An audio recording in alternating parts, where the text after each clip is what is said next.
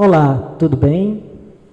Meu nome é Eduardo Henrique, sou reverendo da Igreja Episcopal Anglicana do Brasil e vamos hoje iniciar mais um módulo do nosso curso de formação continuada, consolidando a identidade anglicana no Nordeste do Brasil.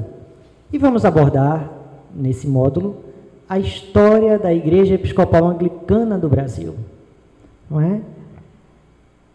Vamos seguir este roteiro, que é composto de 4 aulas. Aula 1, as origens da Igreja Episcopal Anglicana e a história dos missionários episcopais. Na aula 2, o período dos bispos Kinsolvin e Thomas. Na aula 3, a luta pela autonomia eclesiástica e a formação da 19ª província da Comunhão Anglicana. Na última aula, aula 4, vamos ter a história da Diocese Anglicana do Recife. Nesta aula, origens da Igreja Episcopal Anglicana e os missionários episcopais, eu utilizei basicamente 2 livros. O primeiro, de Reverendo Duval, A Igreja Militante, não é? Clássico da nossa historiografia. E também, no mesmo clássico, Notas para uma História da Igreja Episcopal Anglicana do Brasil, do Reverendo Oswaldo Kinghofel. Aqui, ó. Não é? Importantíssimo se ter esses 2 livros. Particularmente para a formação da nossa história, convergem 3 vertentes. A primeira, as capelanias inglesas, não é? Com a liberação do culto em 1810.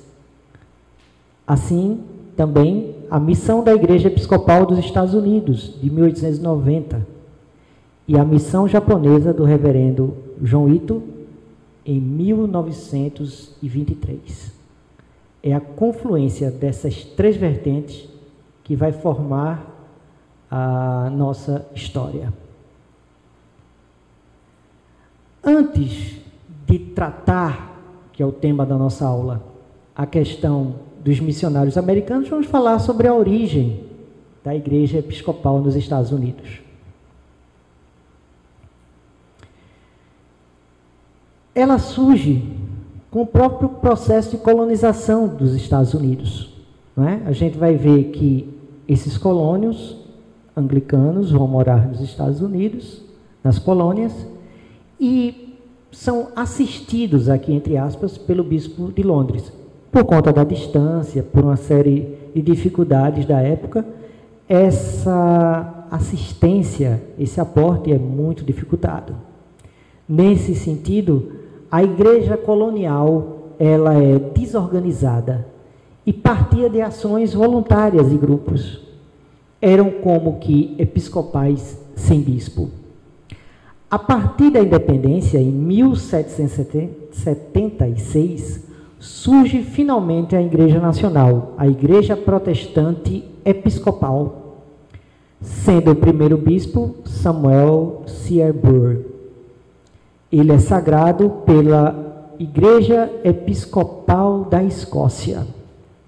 Esse número em vermelho é a data em que se comemora a memória, celebra-se a memória dele em nosso calendário do ano cristão. Ele foi sagrado pela Escócia, pela Igreja Episcopal da Escócia, porque buscando ordenação, sagração na Igreja da Inglaterra, ele não recebe, não é? essa acolhida. E aí ele vai buscar essa sagração na Igreja da Escócia. A Igreja da Escócia se sagra o reverendo Samuel Searburn, mas estabelece uma concordata de culto e disciplina e uma relação de intercomunhão entre a Igreja Protestante Episcopal e a Igreja Episcopal da Escócia. no sentido de que essa igreja nascente, a igreja protestante episcopal, ela mantivesse uma disciplina sobre culto e disciplina da igreja. Continuando a história da igreja americana, vai haver a primeira convenção em Filadélfia, 1785. Sagrados Novos Bispos, Nova York, Pensilvânia e Virgínia. Nessa época é marcada pelo ímpeto missionário, tanto interno quanto externo.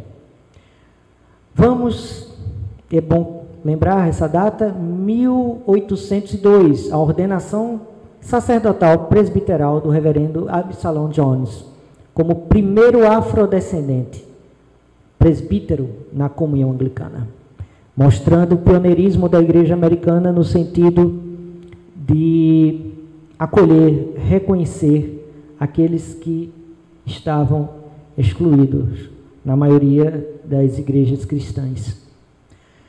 A igreja americana também sofre influência do movimento de Oxford e tem suas repercussões.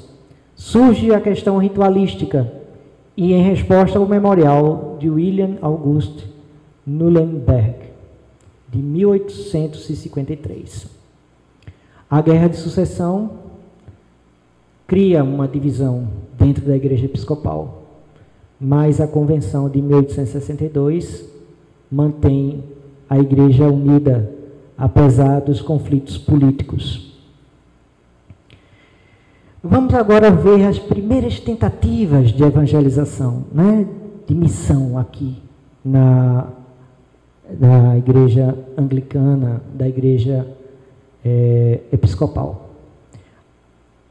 É preciso lembrar a presença do missionário Henry Martyn a caminho da Índia, ele que era missionário da igreja da Inglaterra. Ele chega a Salvador e lá ele se apresenta como clérigo. Isso cria uma série de conflitos com a igreja católica local.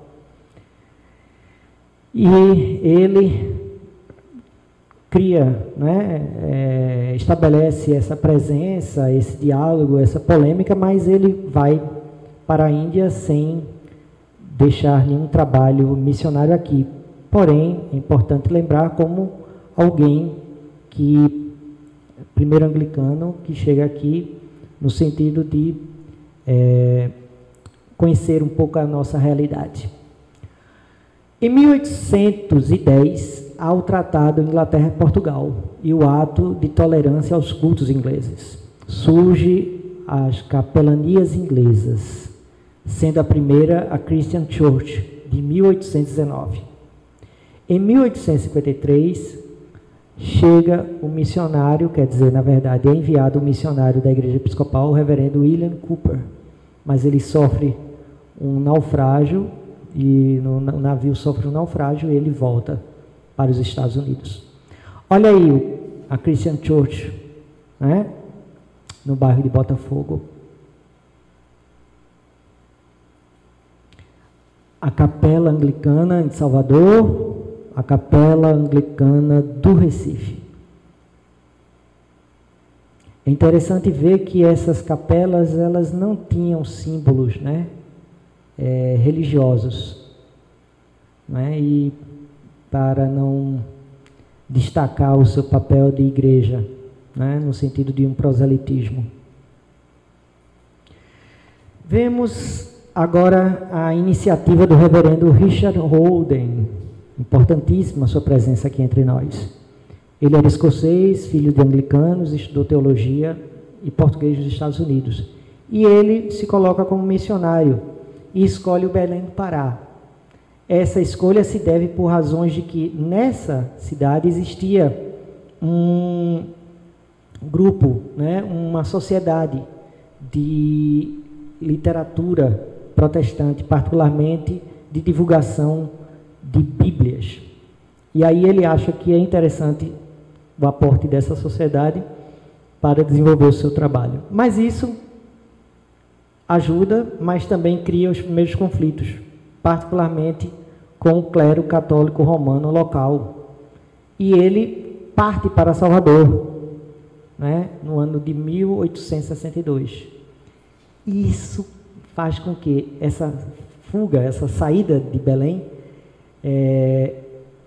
para Salvador, em vez de melhorar o seu trabalho, a sua ação missionária, cria mais polêmicas e conflitos. Agora com o arcebispo local e com o clero da Igreja Católica local. Não é? E é importante a presença dele em Salvador, porque ali ele traduz o livro de oração comum para o português. De lá, ele, abandonando já a missão, se aproxima da igreja congregacional e, posteriormente, ele se torna um darbista. Vamos lá. Essas ações que a gente viu, elas deixaram muito poucas marcas, né? E foram como que pioneiros dos pioneiros. Trabalho realmente consequente partiu exatamente da missão americana que saiu do seminário de Virgínia.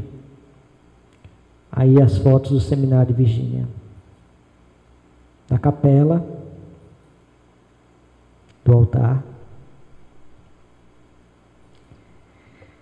Como é que havia mentalidade, não é? Quais eram as ideias que corriam na igreja americana e as igrejas protestantes da época, que, inclusive, não é, incentivavam essa ação missionária? Era a doutrina do direito manifesto, ou a ideologia dos pais peregrinos, os puritanos. Segundo essa doutrina, havia uma hermenêutica da história americana como uma escatologia calvinista da eleição. Ou seja, a Nova Inglaterra, os Estados Unidos, era a Nova Jerusalém. Deus havia ungido a América como povo escolhido para anunciar o evangelho aos pagãos. Aqui se coloca os pagãos, também, né, os católicos romanos, no mesmo patamar. Ou seja, aqueles que não haviam ainda conhecido, não é, a verdadeira doutrina, né, evangélica. E aí a gente vai ver que essa doutrina do direito manifesto era, na verdade, uma interpretação da Bíblia, uma leitura da Bíblia como leitura da história do povo americano.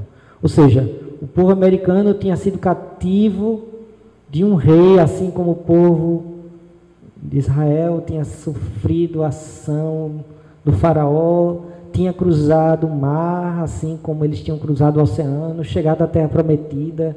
Nessa Terra Prometida tinha encontrado uma série de povos pagãos que aí precisava ser expulsos de sua terra na reconquista da Terra Prometida. E aí havia não 12 tribos, mas 13 estados, 13 colônias, e essas 13 colônias vão formar o povo, né, escolhido, e esse povo depois vai sofrer um conflito interno e vai se dividir entre o Reino do Norte e o Reino do Sul, e que a partir daí Deus havia salvo os Estados Unidos dessa separação e dessa ruína do povo de Israel, unindo novamente esse povo e, por conta disso, chamado povo americano para a nova um trabalho missionário interno e também externo. Vamos observar aqui essa pintura, a alegoria do progresso americano, né, e que expressa imageticamente a doutrina do direito manifesto. Vamos ver aqui uma mulher, não é, levando os fios elétricos, aí aqui, ó, as carroças dos colonos, eles cultivando a terra, o trem de ferro, e desse lado a luz, a luminosidade. Do outro lado vamos ter a escuridão, né? A luz afastando a escuridão. E na escuridão temos os povos originários, os índios, o urso, né? Os búfalos, ou seja, os colonos vão levando a luz, levando o progresso e levando também a fé, né? Levando... qual é o nome dessa mulher? O nome dessa mulher é Colúmbia, né? E aí a gente vê todo o elemento de levar também a luminosidade, a luz, levar a cultura, né? O conhecimento, né? A tecnologia também para o mundo. E aí a expressão do direito manifesto, da doutrina do direito manifesto. Muito bem. O que era o Seminário de Virgínia? Onde existiam essas ideias e também outras. No Seminário de Virgínia, conhecida como Antioquia da Igreja Americana, ela recebeu esse nome porque ela foi um celeiro de grandes missionários. Temos enviando missionários para a Grécia, para a China, para a África e outros lugares. Forma-se, por conta disso, uma Sociedade Missionária dos Estudantes, em 1824. E participa dessa sociedade missionária, ela participa de uma reunião da American Church Missionary Society, em 1888. E lá se estabelece uma ação de uma missão para o Brasil. E dentro desse primeiro ímpeto para a missão no Brasil, surge a primeira desilusão. Os candidatos apresentados sofreram problemas de saúde e não puderam ir. E aí, James Morris, que era presidente da Sociedade Missionária dos Estudantes, se apresenta como voluntário. Ele era um homem de fé. Ele acreditava nesse trabalho missionário. Mas ele não podia ir sozinho. E aí um homem foi tocado por Deus, o Lucien Link Sovin, que era vindo de tradicional família episcopalina, e ele, que era colega também do Seminário de Morris, e se coloca para ir junto. Dessa forma, os dois são ordenados ao diaconato, né, no dia 29 de junho de 1889. Embarca para o Brasil, no mesmo ano, no navio Aliança, chegando ao Rio de Janeiro em 26 de setembro. De lá, eles partem para São Paulo, né? E se estabelecem em Cruzeiro, para lá aprender português, assim como receber ajuda de ministros presbiterianos. Lá também encontra o jovem presbiteriano Boaventura Souza e Oliveira. Vai ser importante, né, a fixação dos missionários no Brasil. Eles embarcam em 1890 para o Rio Grande do Sul, junto com Boaventura, família, Morris e Kinsoven. A escolha do Rio Grande do Sul se deve a vários fatores, principalmente a falta de uma ação, não é, missionária. Existia colônios, né, alemães, mas era uma ação para a colônia alemã, mas não para brasileiros. E aí eles embarcam porque era um campo que prometia ser frutífero. Chegam a Porto Alegre no dia 21 de abril de 1890 e lá encontra o senhor Vicente Brant. Olha aqui uma foto de Porto Alegre em 1890. Chegando em Porto Alegre, eles realizam o primeiro culto na histórica data de 1º de junho de 1890, um domingo da Santíssima Trindade, meados da tarde, na Rua Voluntários da Pátria, 387, em Porto Alegre. Foi o pregador o reverendo Morris e o ofício foi dirigido pelo reverendo Kinsoven, que constou de clero, coletas, hino e sermão. Essa missão recebeu o nome de Missão da Igreja Protestante Episcopal no Sul dos Estados Unidos do Brasil. É o primeiro nome da nossa igreja. Os primeiros passos. Aí, chegando aqui, começando o trabalho missionário, organizam aquilo que ficou conhecido como Escola Americana, com o Sr. Brant, Boaventura, Reverendo Morris e Kinsoven, para aulas de inglês para jovens. Se junta a eles Reverendo Machado Fraga, jovem fazendeiro, que trouxe com ele a família, e o senhor Américo Vespúcio. Mais uma vez, essas datas em vermelho são as datas em que se celebra a memória deles no nosso calendário do ano cristão. Em maio de 1891, a primeira visita à fazenda do Contrato, em Nova Santa Rita, onde hoje está a paróquia do Calvário. Olha aí a paróquia do Calvário, hoje. A esse grupo, formado por Kinsovin Morris e também alguns brasileiros, se junta novos missionários. O reverendo Brown, o reverendo Mee e a senhorita Mary Packard. O reverendo Kinsovin volta para os Estados Unidos para casar com a senhora Alice Doravante e Alice Kinsovin. Ela terá destacado papel nos primeiros anos da Igreja Episcopal Anglicana do Brasil, né? E principalmente na ação social. Aí a gente vai lembrar a sua memória no dia 10 de novembro. Nesse primeiro tempo, os missionários, eles desenvolvem o seu trabalho, mas não têm a presença de um bispo para realizar as ordenações e as confirmações. A primeira visita episcopal vai ser realizada pelo reverendíssimo George Perkins, bispo de West Virginia, que foi designado pelo bispo-presidente para vir ao Brasil.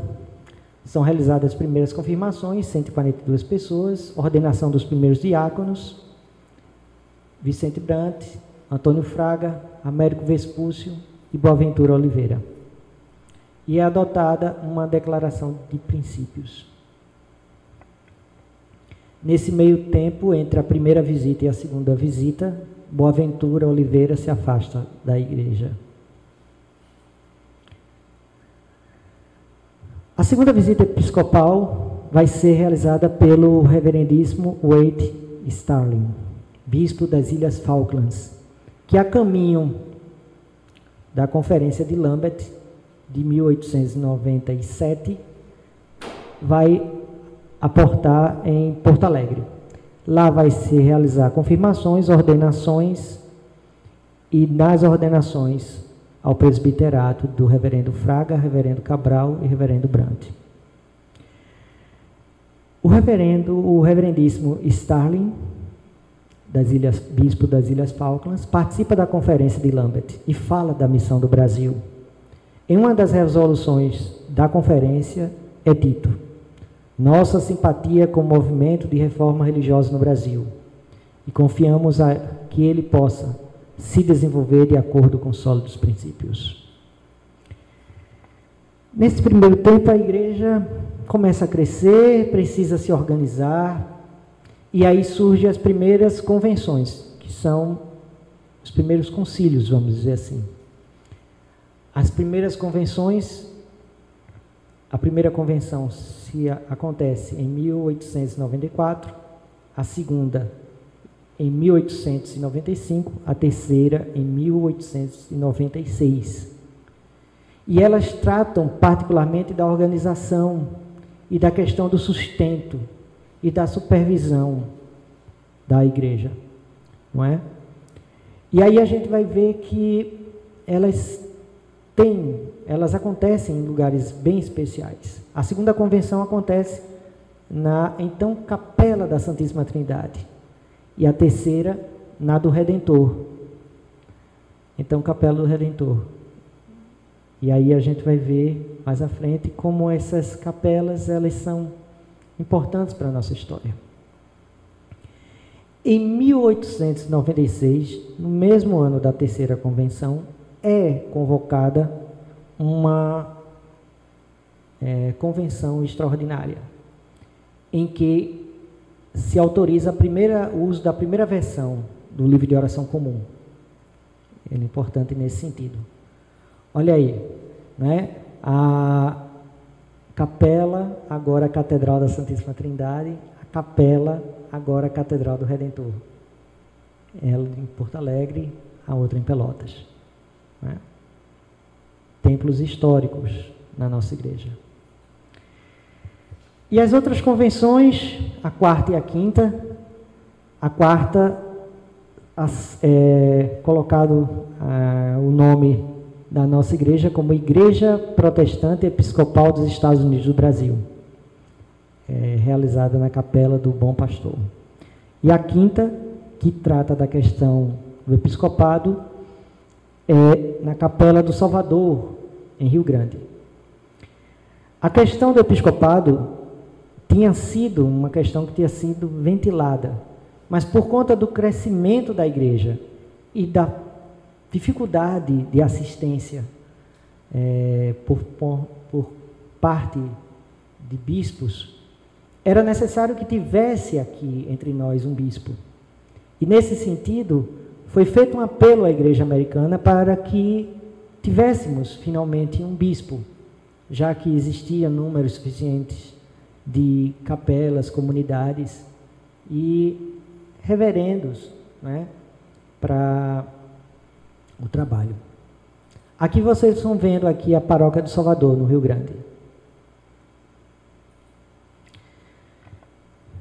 Por conta desse apelo, em 14 de maio de 1898, é recebido um telegrama em que se diz: Kinsolving, Rio Grande, convocai e elegei bispo, pedi bispos para consagrar sob Constituição 10, adotando concordata haitiana, Peter King. Essa concordata haitiana era um acordo entre a igreja do Haiti e a igreja americana, em que havia a presença de um bispo, mas sobre supervisão direta, sem autonomia da igreja americana, né? Sobre supervisão da igreja americana. Então foi feita uma convocação extraordinária em 98, na Capela do Bom Pastor, para eleger o primeiro bispo. E no primeiro escrutínio é eleito o reverendo Lucien Link Solving, agora reverendíssimo. E ele é sagrado bispo no dia 6 de janeiro de 1899, na igreja de São Bartolomeu, em Nova York. Olha aí a imagem do reverendíssimo Lucien Link Solving. Mais uma vez a imagem dele. E aqui os dados, os números da missão. E a gente pode ver aqui o crescimento da igreja, de 1897 para 1907. Essa data aqui é importante, né? Que vamos tratar na próxima aula. E aí a gente vê o crescimento de clérigos, quase o dobro. O número de comungantes aumenta exponencialmente. Escolas dominicais tinham 6, agora 25. Alunos, um pouco mais de 500, agora temos mais de 1000. 6 localidades, agora 13 localidades. Né? 13 localidades. A igreja cresce e ela se organiza, e isso vai apresentar novos desafios que vamos tratar na próxima aula. Até a próxima aula. Obrigado.